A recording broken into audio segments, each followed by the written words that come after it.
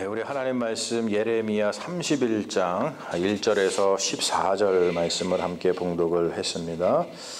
우리 이 말씀 가지고 물된 동산이라고 하는 제목으로 우리 하나님 말씀 증거하겠습니다.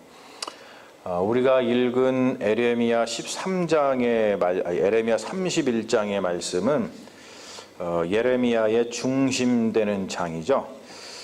그리고 이것이 굉장히 중요한 그러한 내용들을 담고 있습니다. 31장의 핵심 주제는 뭐냐면 하나님께서 이루실 회복에 대해서 이야기를 하고 있습니다. 회복. 하나님께서 이스라엘을 회복시키신다. 우리와 새 언약을 맺으신다. 그런 말씀을 담고 있어요. 특별히 31장이 이제 40절로 구성이 되어 있는데 우리가 14절까지만 봤습니다만 1절부터 22절까지는 북이스라엘의 회복에 대해서 이야기하고 있어요. 그러니까 오늘 우리가 읽은 그 본문 말씀은 북이스라엘의 회복에 대해서 이야기를 하고 있는 부분이고요. 그리고 23장에서 26절까지는 23절에서 26절까지는 남유다의 회복을 이야기를 합니다. 그리고 27절에서 40절까지 말씀은 이제 북이스라엘하고 남유다의 회복이 함께 다루어지는 것을 볼 수가 있어요. 지금 예레미야 선지자가 이야기하고 있는 거죠. 예레미야 선지자는 여러분 이미 북이스라엘이 아수르한테 망한 다음에 지금 남유다가 바벨론에 의해서 지금 망할 위기에 처해 있을 때 예언한 선지자입니다. 그러니까 북이스라엘이 이미 이 아수르에게 벌써 몇백 년 전에 망했어요. 그런 상황 속에서 지금 이 메시지를 전하고 있는 건데 우리가 특별히 예레미야 31장 31절 말씀 같은 경우는 굉장히 중요한 말씀이죠. 보라 날이 이르리니 내가 이스라엘 집과 유다 집에 새 언약을 맺으리라. 그래서 새 언약, 뉴 커버넌트. 그래서 이 새 언약에 대한 이야기는 쭉 이어져 가지고 예수 그리스도를 통해서 맺으시는 그 새 언약에까지 이렇게 다 있는 그런 귀한 말씀이죠. 자, 오늘 본문을 들어가서 한번 보면은 2절부터 이제 9절까지는 이제 북이스라엘의 회복에 대해서 이야기를 하고 있고 그리고 10절부터 14절까지는 그 북이스라엘이 회복이 될 텐데 그것이 이제 열방들, 이방 나라들 가운데 이렇게 선포될 것이라는 것에 대해서 이야기를 하고 있어요. 자, 첫 번째 보면은 우리가 북이스라엘의 회복 선언이 1절에서 2절에서 나오죠. 그러니까 여러분 이스라엘 여기서 지금 이 예레미야서에서 이스라엘이라고 나오는 거는 이스라엘 전체를 갖다 이야기하는 것이 아니고 북이스라엘을 이야기합니다. 그 솔로몬 이후에 이제 북이스라엘하고 남유다로다가 이 나라가 갈라지잖아요. 그럴 때 북이스라엘을 이야기할 때는 이스라엘이라고 얘기를 하고 그리고 남유다를 이야기할 때는 그냥 유다 그렇게 얘기를 합니다. 그러니까 이스라엘은 북이스라엘을 가리키는 거고 유다는 남유다를 가리키는 거예요. 2절 말씀에 보면 그런 말씀이 있죠. 칼에서 벗어난 백성이 광야에서 은혜를 입었다. 칼에서 벗어난 백성이 광야에서 은혜를 입었다. 자, 이것은 우리가 몇 가지를 생각을 하게 하죠. 첫 번째로 출애굽의 광야를 기억하게 합니다. 예레미야서는 뭐 당연히 출애굽 사건하고 멀리 떨어져 있는 그런 시간의 차이를 갖고 있지만 하나님께서 칼에서 즉 애굽의 칼에서 벗어나게 하셔서 이 백성들을 광야로 이끄셔서 광야에서 돌보셨잖아요. 그래서 이스라엘 백성이 하나님의 은혜를 입었지 않습니까? 그리고 거기서 또 하나님의 언약을 맺어가지고 이제 너는 나의 백성이고 나는 너의 하나님이다. 그래서 언약을 맺어가지고 하나님께서 이스라엘 백성에게 이렇게 은혜를 베푸신 것을 우리가 기억하죠. 그 은혜에 대한 이야기일 뿐만이 아니고 그리고 지금 이 시대적 배경은 바벨론 포로로 잡혀가기 전의 상황인데 바벨론 포로로다가 잡혀갔다가 다시 돌아올 것에 대해서 예레미야가 또 예언을 하거든요. 이제 그럴 때에 하나님의 은혜에 대해서 이야기를 하고 있습니다. 여기서 굉장히 우리가 눈여겨봐야 될 것은 뭐냐면은 칼에서 벗어난 백성이 광야에서 은혜를 입었다는 거예요. 광야에서. 광야라고 하는 것은 이 성경에서는 굉장히 중요한 장소죠. 이 광야라고 하는 것은 우리가 여러분 그 광야를 가보시면 아시겠지만 아무것도 없습니다. 그렇죠? 아무것도 없고 오직 그곳에서 살아남으려고 하면은 저 하늘을 쳐다보면서 하나님의 은혜를 간구하는 수밖에 없어요. 그런데 하나님께서 그들을 칼에서 구원해서 광야로 이끄신 다음에 그 광야에서 하나님과 그 하나님 백성 간의 그 사랑을 다시 확인하는 것을 볼 수가 있어요. 그러니까 우리가 여러분 하나님과의 그 사랑을 다시 확인하기 위해서는 언제나 이 광야로 나가야 돼요. 굉장히 신비로운 현상입니다. 우리가 되게 광야로 가는 것을 좀 싫어하죠. 광야로 가면 뭐 먹고 살지? 광야로 가면 어떡하지? 내가 거기서 짐승들한테 해를 당하면 어떡하지? 거기서 우리가 목말라 죽으면 어떡하지? 배고파 죽으면 어떡하지? 라고 하면서 광야를 굉장히 두려워합니다. 그런데 광야라고 하는 것은 굉장히 신비한 곳인데 그곳에서는 하나님 외에는 의지할 것밖에 없기 때문에 그 광야라는 것으로 우리가 내려가는 것 같은 인생의 상황, 우리가 광야로 내몰리는 것 같은 그러한 인생의 상황들을 두려워할 필요가 없다는 거예요. 우리는 두려워하지만 두려워할 필요가 없다는 거예요. 왜냐하면 그곳에서 하나님만 바라보기 때문에 하나님께서 이스라엘을 광야로 이끌어서 보호하시고 인도하셨던 것처럼 우리가 광야로 내몰렸을 때 주님께서 반드시 우리를 보호하시고 인도하시고 그리고 무엇보다도 하나님과의 그 잃어버렸던 사랑, 하나님과의 이렇게 소원했던 그 사랑이 다시 그 광야에서 회복이 되기 때문에 그렇습니다. 그래가지고 우리가 신앙생활을 하면서 이런 부분에 대해서는 굉장히 좀 믿음을 가지고 나아갈 필요가 있습니다. 여러분 혹시 인생 가운데 광야로 내몰리는 것 같은 상황이 있다 할지라도 여러분 두려워하지 마십시오. 하나님께서 여러분과의 사랑을 회복하시고 그리고 그 가운데서 하나님께서 분명히 은혜를 베풀어 주실 줄로 믿습니다. 자, 오늘 말씀 보면은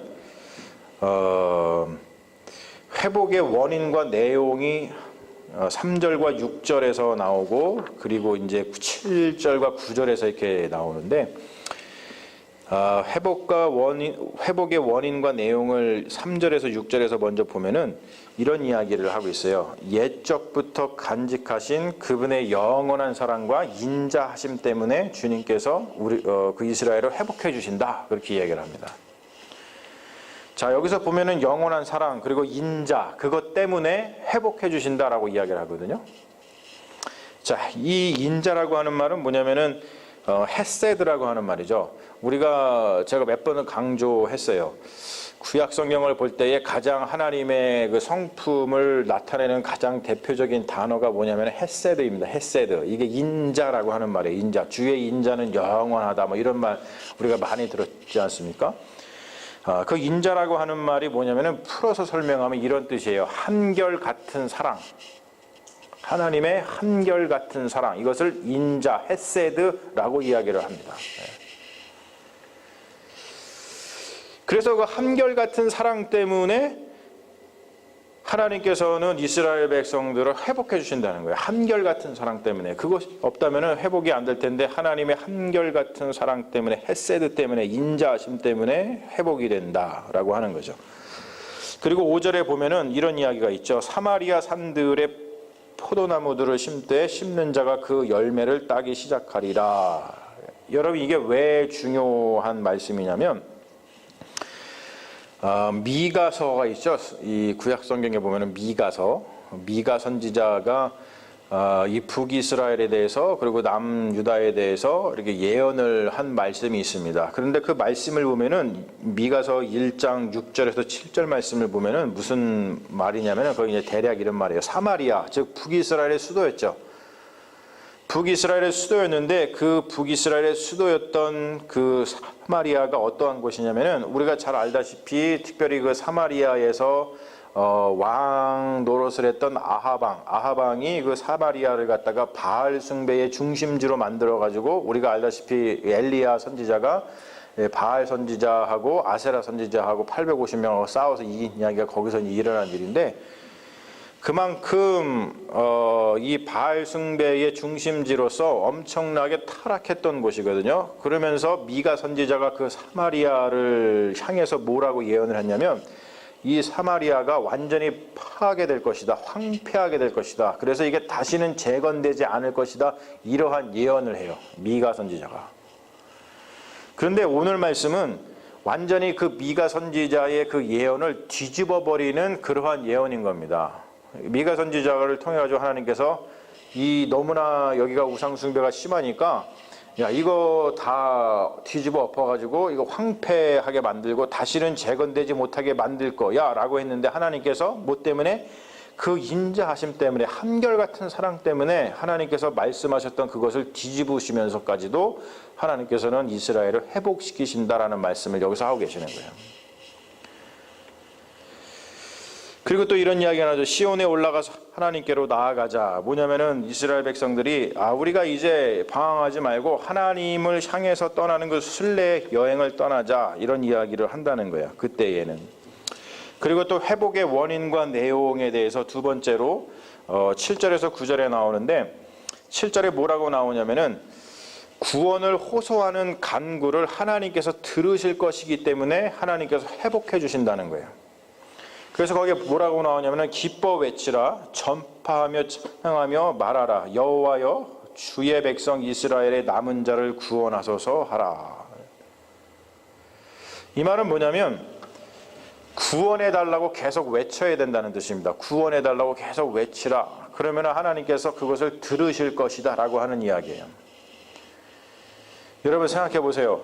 우리가 구원해 달라고 계속 외치는 사람, 주님 나를 구원해 주세요. 주님 나에 대해 자비를 베풀어 주세요. 주님 나를 불쌍히 여겨 주세요 라고 하는 것을 입에 달면서 하나님께 간절히 구하는 사람과 그렇지 않은 자의 삶은 같을 수가 없습니다. 여러분 이 원리를 우리가 좀 마음속 깊이 새겼으면 좋겠어요. 그래서 저도 개인적으로 하루에 가장 많이 외우는 구절이 있어요. 그게 뭐냐면 주 예수 그리스도 나에게 자비를 베푸소서 라고 하는 이 구절을요 하루에도 수백 번을 외웁니다. 수백 번을. 무슨 일을 할 때 그걸 외우고 뭘 할 때 외우고 주님 주 예수 그리스도 나에게 자비를 베푸소서.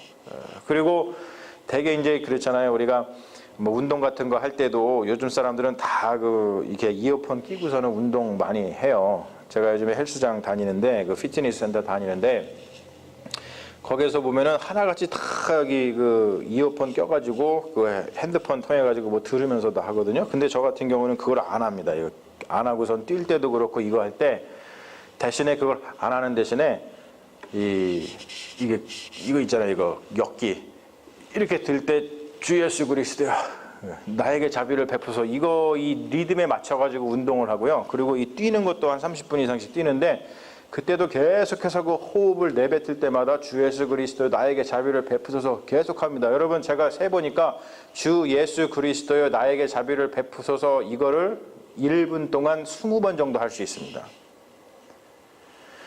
그러니까 생각해 보세요. 1분 동안 20번을 하니까 30분 동안 이걸 계속하면 하루에 몇 번 하는 거예요. 그거 30분 동안만 뛰는 동안만 해도. 예? 산수가 잘 안 되시네. 600번이면 600번. 예. 주님께 계속 그렇게 여러분 하나님 나한테 나를 구원해 달라고 주님 자비를 베풀어 달라고 나를 불쌍히 여겨 달라고 계속해서 하루에 수백 번씩 하는 사람의 그 삶과 그렇지 않은 사람의 삶이 여러분 같을 수가 없다는 거죠. 예. 여러분들도 그거를 이 하나님께 구원을 해달라고 하는 그 외침, 여러분 이것을 결코 여러분들 입술에서 놓치지 마시기를 주님의 이름으로 축원합니다. 너무나도 중요한 거예요, 여러분. 너무나도 중요한 거예요. 그리고 또 하나님께서 회복의 원인과 내용을 말씀해 주시는데 왜 이스라엘을 회복해 주시냐면은 하나님과 이스라엘의 끊을 수 없는 아버지와 맏아들의 관계 때문에 그렇습니다. 오늘 말씀에서 그렇잖아요. 나는 여기 아버지고 이 에브라임은 나의 맏아들이다. 나의 맏아들이다. 에브라임은 원래 요셉의 아들이잖아요. 근데 원래 이 야곱의 첫째 장자는 르우벤이잖아요. 근데 그 르우벤이었는데 장자권을 갖다가 요셉한테 뺏기고 그리고 요셉의 이 아들이었던 에브라임이 또 그 장자권을 잊지 않습니까? 야곱이 이렇게 므낫세 야곱 엇갈려 가지고 이렇게 안수를 하면서 원래는 므낫세가 형인데 에브라임이 장자권을 또 받잖아요. 그러니까 하나님과 이스라엘은 끊을 수 없는 아버지와 맏아들의 관계이기 때문에 그 말은 뭐냐면은 우리가 하나님께서 우리를 구원해 주실 때에 우리가 기댈 것이 뭐냐면 하나님의 신실하심에 기대야 된다는 거예요. 하나님의 신실하심. 하나님은 그것을 기억하시고 그것을 결코 놓지 않으신다는 것이죠. 그래서 우리가 하나님의 신실하심에 기대서 우리가 하나님께 구원을 간구하는 것, 여러분 이게 믿음이라고 하는 거예요. 하나님의 신실하심에 기대는 것, 그게 믿음입니다. 자, 여기서만 끝나는 것이 아니고 오늘 10절에서 14절의 말씀을 보면은 회복된 자들이 구체적으로 누리게 될 복에 대해서 이야기를 하고 계시는데 세 가지가 나오죠. 첫 번째는 뭐냐면은 물질적인 풍요를 이야기하셔요. 물질적인 필요를 충분히 채워주시는 그 하나님의 은혜를 우리가 볼 수 있다는 것이죠. 거기 보면은 물질적 필요를 충분히 채워주시는 하나님의 복이 나오거든요. 토브라고 하는 말을 통해서 설명을 합니다. 그런데 이 토브라는 게 뭐냐면은 창세기에서 우리가 1장에서 하나님께서 천지를 창조하시고 난 다음에 뭐라고 하나님께서 그러세요? 보기에 좋았더라 그러시죠. 그럴 때 좋았더라가 토브입니다. 토브. 그러니까 우리의 필요를 채워주시고 우리를 회복시켜 주실 때 하나님께서 그 에덴 동산에서 우리가 누렸던 그 복을 다시 회복시켜 주시는 것을 볼 수가 있어요. 보기에 좋았더라 토브라고 하는 말씀을 통해서 우리의 회복을 그렇게 표현을 해주신다는 거예요. 그리고 또 한 가지 보면은 처녀와 젊은이들과 노인들이 다 기뻐하고 다 찬송할 것이다. 그렇게 회복할 것이다. 라는 이야기를 또 하는 것을 볼 수 있죠. 그리고 또 세 번째로 무슨 회복이 있냐면 예배가 회복이 돼요. 자, 예배가 회복되니까 누가 기뻐하냐면 제사장들이 흡족해 합니다.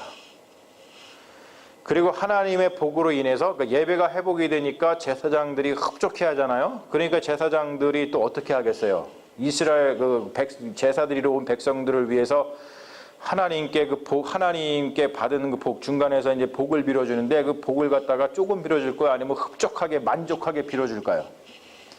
만족하게 복을 빌어주겠죠. 그래가지고 회복된 예배를 통해서 제사장들의 마음이 흡족하게 되고 그리고 하나님의 복으로 인해서 백성들이 만족하게 될 것이다 라는 이야기를 합니다. 여러분 저는 이 말씀을 보면서 이 은혜가 정말로 중요한 은혜인데 이 은혜가 우리 교회에도 회복되어지기를 주님의 이름으로 축원합니다. 정말로 간절히 바라는 마음이에요.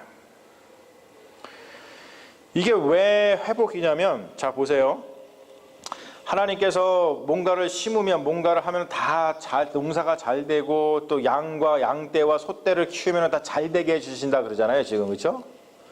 그러면은 백성들이 뭐냐면은 풍성한 소출이에요. 농사도 잘 되고 양떼와 소떼도 잘 되니까 풍성한 소출이 있으니까 풍성한 소출을 가지고 하나님께 나와서 제사를 드립니다.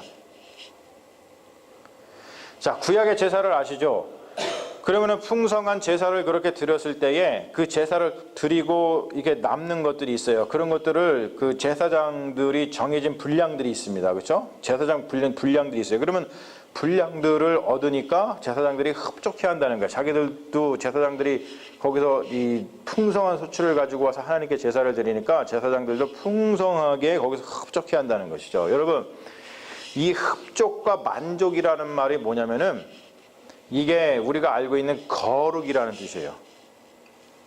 홀리라고 하는 말은요, 우리가 홀리 그러면 이렇게 막 뭐랄까 우리가 막 근엄하게 있는 거 홀리라고 생각하는데 절대 그게 아니고 성경에서 말하는 홀리니스, 홀리 거룩이라는 말은 뭐냐면은 만족한 상태, 흡족한 상태, 완전한 상태, 그것을 갖다가 거룩이라고 얘기합니다. 부족함이 없는 상태, 그것을 거룩이라고 얘기해요. 그래서 우리가 하나님이 거룩하시다라고 할 때 하나님이 왜 거룩하시냐면은 하나님께서는 부족함이 없으시거든요. 우리는 거룩하지 못해요. 왜 우리가 거룩하지 못해요? 우리는 부족하기 때문에 그렇습니다. 뭔가 늘 결핍이 있잖아요. 근데 하나님은 결핍이 없으시기 때문에 거룩하신 분이고 완전하신 분입니다. 그러니까 그러한 거룩함을 예배의 회복을 통해서 이루어 주신다는 거예요. 예배를 잘 드리고 나면 여러분 우리가 흡족하고 만족하잖아요. 할렐루야. 그렇지 않습니까? 여러분 예배를 잘 드리고 나면은 왠지 우리가 거룩해진 것 같죠? 그 말은 다른 말이 아닙니다. 하나님의 은혜로 우리의 영혼이 충만해져서 그런 거예요. 모든 게 꽉 차 있는 것처럼 우리가 만족하고 흡족하기 때문에 우리가 거룩해지는 것이거든요. 그 은혜를 하나님께서 베풀어 주신다는 거예요. 자, 오늘 말씀의 핵심 12절에 보면은 하나님께서 우리의 심령을 물된 동산같이 하실 것이다. 그렇죠. 그 심령은 물된 동산 같겠고 다시는 근심이 없으리로다. 할렐루야. 너무나도 아름다운 말씀이죠. 너무나도 아름다운 말씀입니다. 심령은 물된 동산 같겠고 다시는 근심이 없으리로다. 물된 동산은 a well-watered garden이라고 영어가 번역이 되어 있는데 뭐냐면 이게 물을 잘 줘가지고 아주 뭐 가든이 그냥 잘 되는 거죠. 그 심령, 우리의 마음이 그렇게 물이 잘 돼가지고 이 어떤 목마름이 없고 모든 게 다 만족한 그런 상태가 된다라고 하는 거예요. 그 말씀 보면은 이제 이런 얘기하죠. 크게 기뻐하라, 크게 기뻐하라 이야기를 하죠. 이게 기뻐하라고 하는 말이 뭐냐면 나하르라고 하는 그 히브리어인데 이게 우리나라 말에는 번역했을 때 잘 드러나지 않는데요. 이게 히브리어에서는 어떤 거냐면 굉장히 시각화한 말이거든요. 물이 이렇게 흘러가다, 물이 흘러 들어오다 그러한 의미를 가지고 있어요. 그러니까 이걸 통해 가지고 뭘 지금 표현하고 싶은 거냐면 하나님의 복이 있는데 하나님의 복으로 우리가 이렇게 흘러 들어가는 모습 또는 하나님의 복이 우리에게로 흘러 들어오는 그런 모습, 그러한 것을 시각화한 단어입니다. 이게 크게 기뻐한다는 게. 여러분 기쁘잖아요, 그렇죠? 얼마나 기뻐요. 하나님의 복이 우리에게 막 흘러 넘쳐 들어오는 것을 볼 때 우리가 기쁘지 않을 수가 없다는 것이죠. 그리고 물된이라고 하는 말, 우리나라 말로 번역한 물된, 동산할 때 물된이라는 것도 라베라고 하는 히브리어인데 이것도 물이 흘러 들어가는 모습을 나타내는 그러한 형용사예요. 이게 물이 흘러 들어가는 모습, 그런 동사입니다. 그러니까 물된 동산, 그럴 때 물이 그냥 졸졸졸졸 흘러 들어갔다 이렇게 나왔다가 들어갔던 그런 모습을 상상을 한번 해보십시오. 그리고 12절에 보면 또 근심이 없으리로다라는 말씀이 있죠.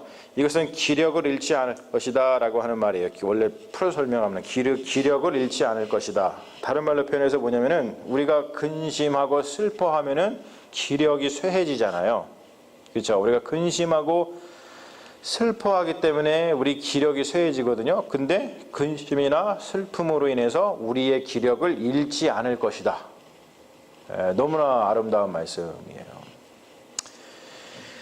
여러분 우리가 지금 이렇게 살펴본 것처럼 이 예레미야서 31장은 하나님께서 우리를 회복해 주신다라고 하는 그 말씀인데 이 말씀을 보면은 아주 우리가 핵심적인 것을 떠올려야만 하는 뭐냐면은 하나님과의 사랑의 회복, 하나님과의 사랑의 회복이 되면은 언제나 거기에는 샬롬이 있다는 거예요. 샬롬.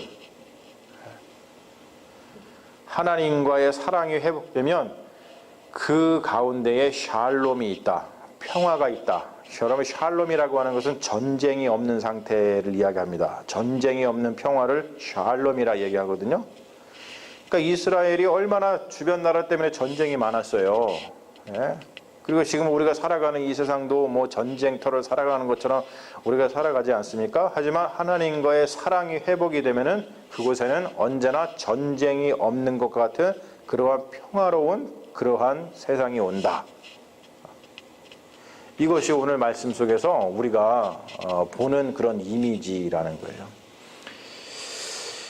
여러분 그렇기 때문에 우리가 살면서 반드시 놓치지 말아야 할 것이 뭐냐면은 바로 제가 지금 말씀드렸던 것처럼 하나님과의 사랑의 관계라는 거예요. 하나님과의 사랑의 관계. 이걸 놓치지 말아야 돼요. 그래서 한결같이 우리를 사랑하시는 하나님, 한결같이 우리를 사랑하시는 하나님, 그 하나님을 떠나지 말고 우리가 온 마음을 다해서 하나님을 사랑하는 일에 우리 온 마음을 다해야 되는 그 이유가 뭐냐면 하나님과의 사랑이 회복이 되면 거기에는 샬롬이 있다는 거예요. 여러분 믿으시죠?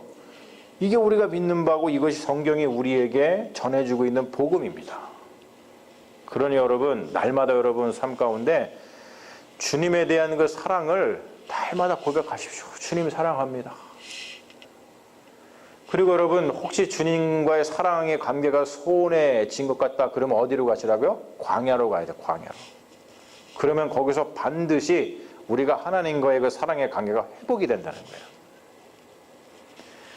여러분, 이 말씀을 마음속에 품고 하나님과의 사랑의 회복, 이것을 우리 삶 속에 가장 중요한 것으로 놓고 여러분 살아가십시오. 그러면 오늘 말씀처럼 우리의 심령은 물된 동산 같겠고 다시는 근심이 없으리로다 라고 하는 이 샬롬의 평화가 우리의 삶 가운데 반드시 이루어질 줄로 믿습니다.